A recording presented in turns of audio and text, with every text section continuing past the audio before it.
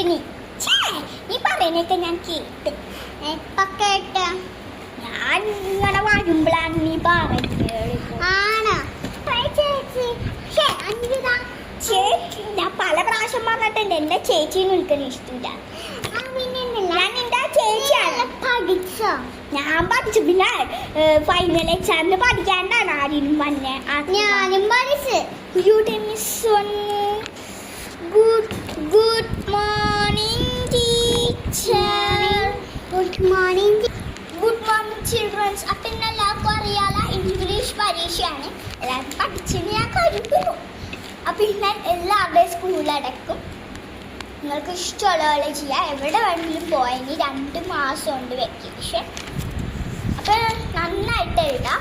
ഇത് 12 ക്വസ്റ്റ്യൻസ് ഞാൻ ഇട്ടിട്ടുള്ളൂ. നല്ല ഈസി ക്വസ്റ്റ്യൻസുമാണ്.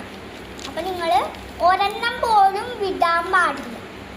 അറിയില്ലെങ്കിൽ പോലും നിങ്ങൾ എഴുതണം. എന്തിനൊക്കെ എഴുതി വെക്കാം. മങ്കീന അല്ലെങ്കിൽ എഗ്ഗിന എന്തിനൊക്കെ എഴുതി വെക്കാം. കേട്ടല്ലോ? ഞാൻ നിങ്ങൾക്ക് എല്ലാവർക്കും പേപ്പറാണ്. ആത്മിക പിടിച്ചോളൂ. ഇതൊക്കെ ഈസി ക്വസ്റ്റ്യൻ അല്ലേ?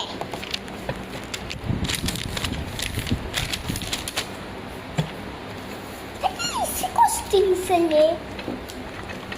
ഇതൊക്കെ എനിക്കറിയാം പഠിച്ചോണ്ട്. ഇത് നല്ല ഈസിയാണല്ലോ. എനിക്ക് നല്ല ഈസിയാണ്. ഞാൻ നല്ല